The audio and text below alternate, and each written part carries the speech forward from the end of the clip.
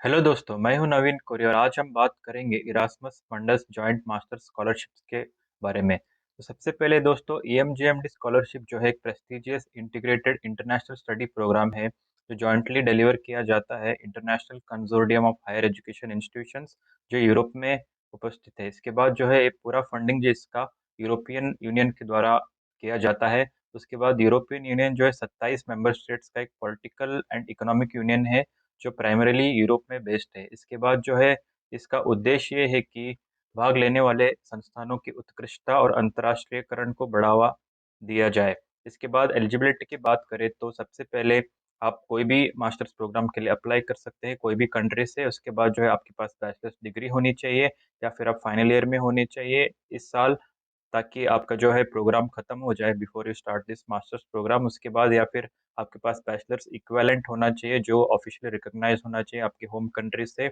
और इसके बाद आपके पास इंग्लिश लैंग्वेज की प्रोफिशिएंसी होना चाहिए जो आईएलटीएस टोफल एग्जाम के द्वारा प्रूव किया जा सकता है। फाइनली इसका कोई एज लिमिट जो है यूजुअली स्पेसिफाइड नहीं है कोई भी प्रोग्राम्स के लिए, बट आप वेबसाइट पे जाके डिटेल में चेक कर सकते हैं।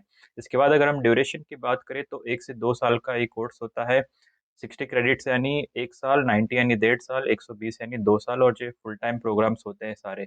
इसके बाद अवेलेबल सीट जो है हर साल यूजुअली 2500 से ज़्यादा होते हैं। 2021 में जो है 2756 स्कॉलरशिप दिए गए थे 141 डिफरेंट कंट्रीज से जो स्टूडेंट्स आते हैं उनको। और उसके बाद जो है होस्ट इंस्टीट्यूट्स की बात करें तो ये यूरोप के अलग अलग यूनिवर्सिटीज़ में प्रोग्राम होते हैं। और इस साल 134 मास्टर्स प्रोग्राम ऑफर किए जा रहे हैं 2022 इनटेक के लिए, और हर प्रोग्राम में लगभग 15 to 20 स्कॉलरशिप दिए जाते हैं। इसके बाद प्रोग्राम फॉर्मेट की बात करें तो एटलीस्ट 3 डिफरेंट यूनिवर्सिटीज में अलग अलग यूरोपियन कंट्री में आप पढ़ाई करेंगे। आपका थीसिस भी आप इन्हीं 3 में से किसी एक में आप लिखेंगे।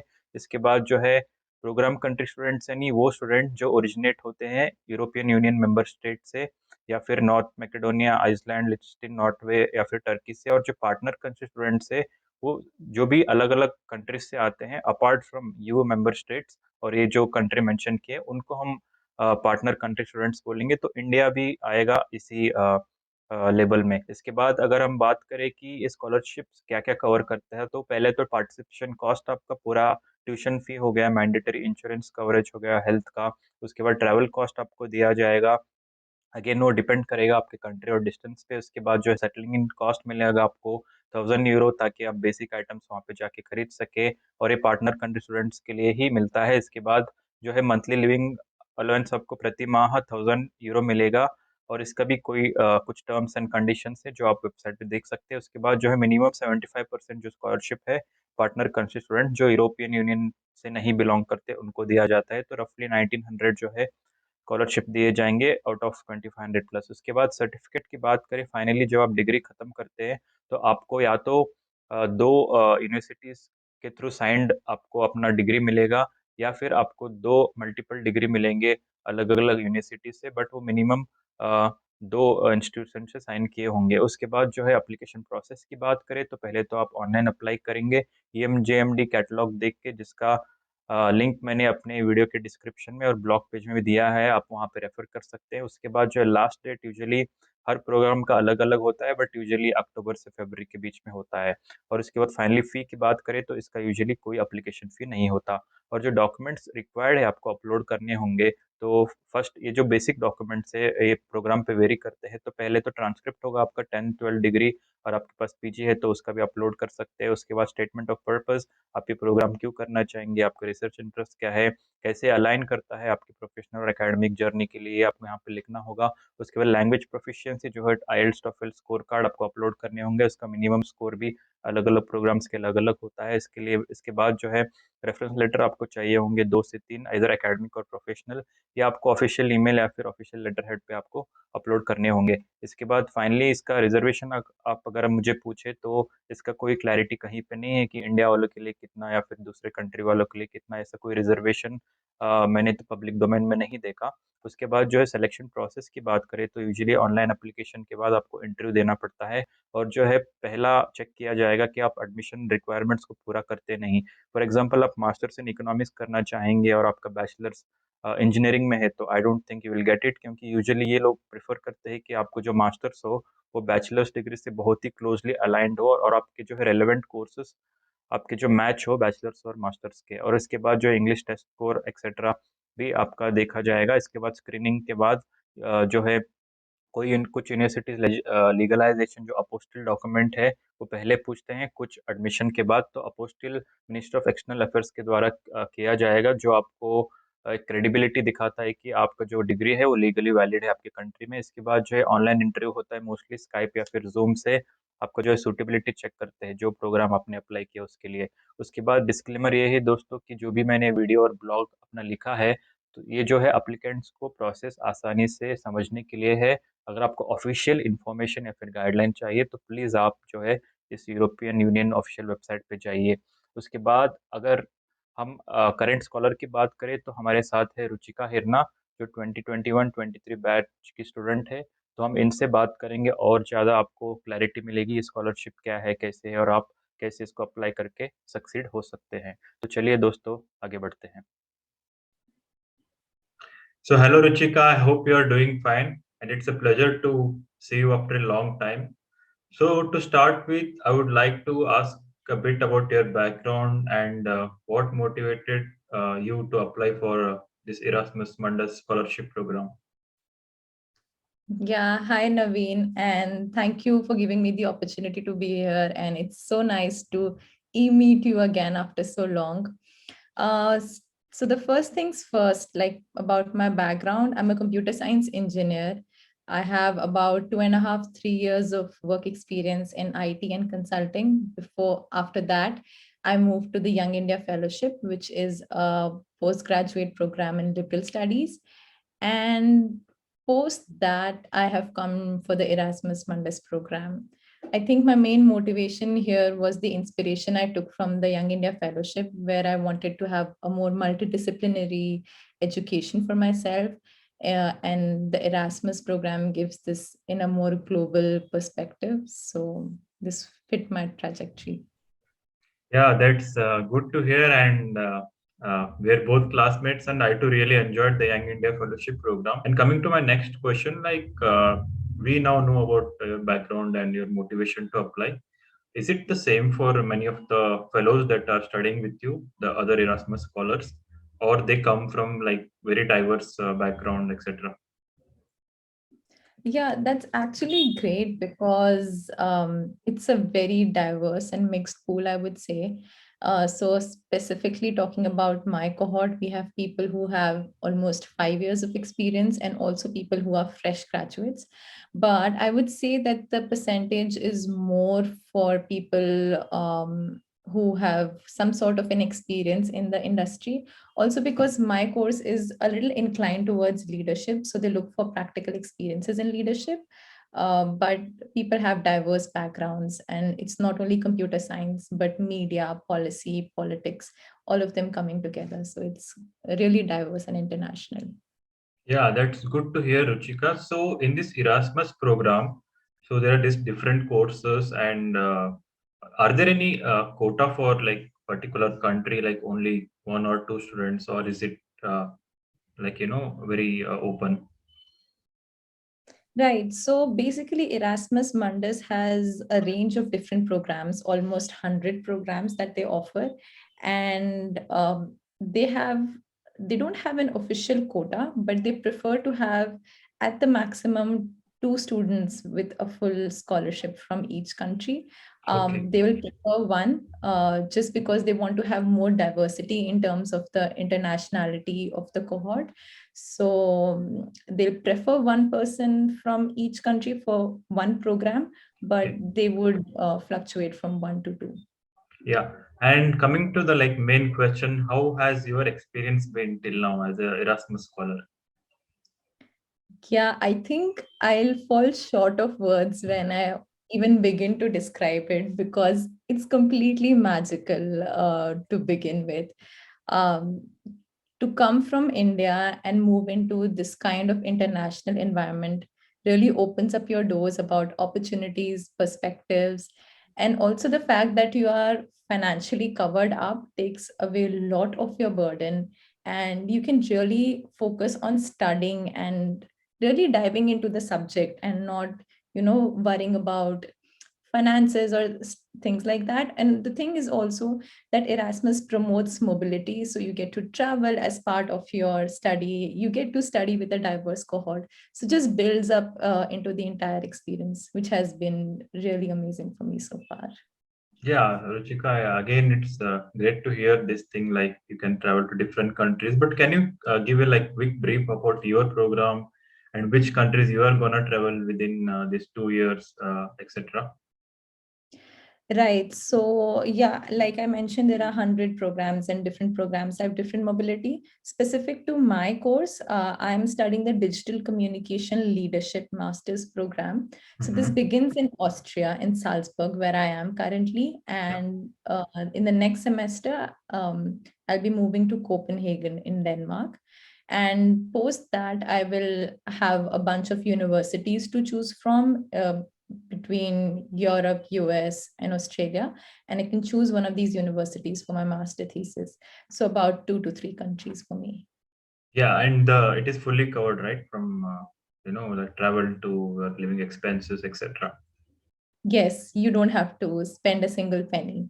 And And you are might there end earning or saving some money, but you don't have to spend, that's for sure. and are there any like research funding within your program that you will get if you want to do maybe a good research paper or something? Not really. I think people do get research grants, but that's after your master's. So nothing within the master's. They would prefer you to have some sort of research that does not require any funding. Okay. And what are the major challenges you have faced as a Erasmus scholar? It might be your program or an overview of any challenges that Erasmus scholars face, during their 2 year of studies. I think that's quite an interesting question because yeah, it can be different from the kind of background we come from, but the mobility is so fast paced. Like I'm here just for 5 months, and the next uh, in January and I'm moving to Copenhagen.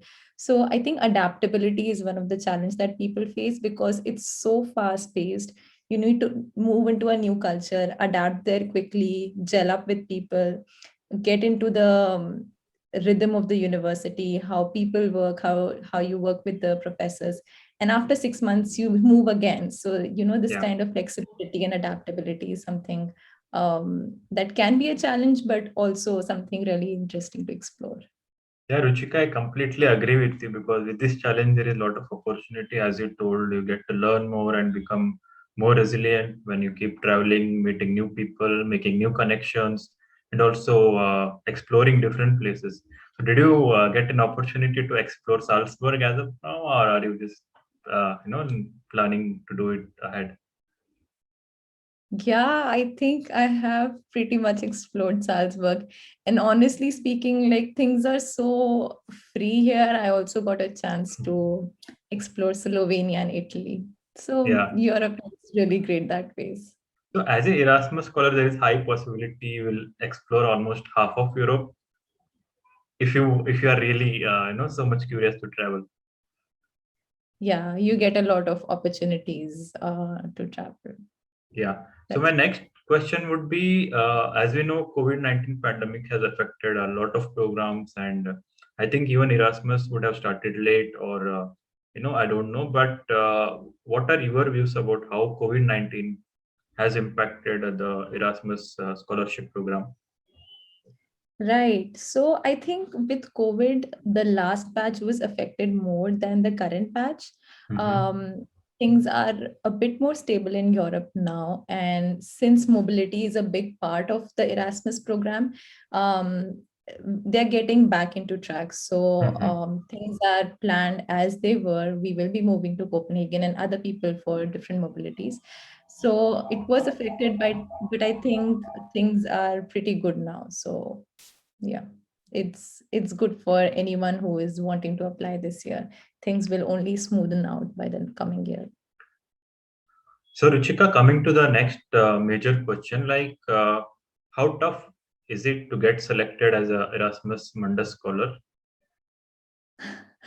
So I think the acceptance rate is somewhere around 2% to 3%, can vary across programs, but I think Yeah. for my program, I'd say around 2 to 3% Yeah. globally. That's a very that seems a very tough way in to become a scholar. So how did you get in? What made you different from other applicants? Can you share a quick brief? So I think I can only give some points that could have worked for me only because the application process is so competitive Yeah. and opaque. Hmm. But a couple of pointers that I have noticed very common across people in my cohort. The first thing I think is the internationality. Everyone seems to have some sort of international experience. Like for me, I worked professionally in Europe for some time. For others, it was an exchange program or an exchange semester. So these things really count in boosting up your profile. I think this is the important thing that I found. But this is not a make or break situation or make or break condition. More than anything, I feel people carry with themselves their most authentic self, and Yeah. which I think is really important Yeah. because many a times we want to sugarcoat things, but that's not how it works. I'm sure everyone has done great things on their resume and everything, but how authentic you are in putting yourself into words, I think that is the most important thing. And that's what I think I did, because I put in like 2 to 3 months into this application. And when I put in the application, my real authentic self was there on paper. So I think just putting that really helps. Yeah, I too agree with you because when you do not reflect yourself well in your essays, then I think it's very tough to get selected for any program, not just this scholarship program. So, coming to the next major question, that what do scholars usually do post Erasmus? And if you would like to share your personal goal or aim post the program, that would be great to hear. Right. So people can come to the program with different perspectives in mind. Some want to stay back in Europe and go for professional opportunities here, which can be ranging across sectors, be Hmm. it IT consulting in my case, or NGOs or social impact sectors. Or there are many people who want to move back to their home country and put all of these learnings into really defining how their country is work into policy. So a range of opportunities that are open to you after the program. Yeah, and would you like to share like what would you want to do post the program? Right. So I'm still making up my mind about this because yeah, I've just started, so I'm still exploring quite a lot of opportunities. But I'd say I'm more than open to exploring opportunities, be it here in India or otherwise. Yeah. So yes, Ruchika, and I'm sure that while you again have the like this semester system where you go to second semester and third and fourth, maybe I think you will explore more of what you want to do through the new research avenues or whatever you find there. So my last question would be: do you have any other suggestions that you would want to make to the audience so that if they're applying to the scholarship program or anything you have on your mind? Right. So I think I'll begin again with being truly authentic to yourself when you start with your application, because that's the number one I think I have learned during the process. And also another thing is that for you to not compare yourself with others.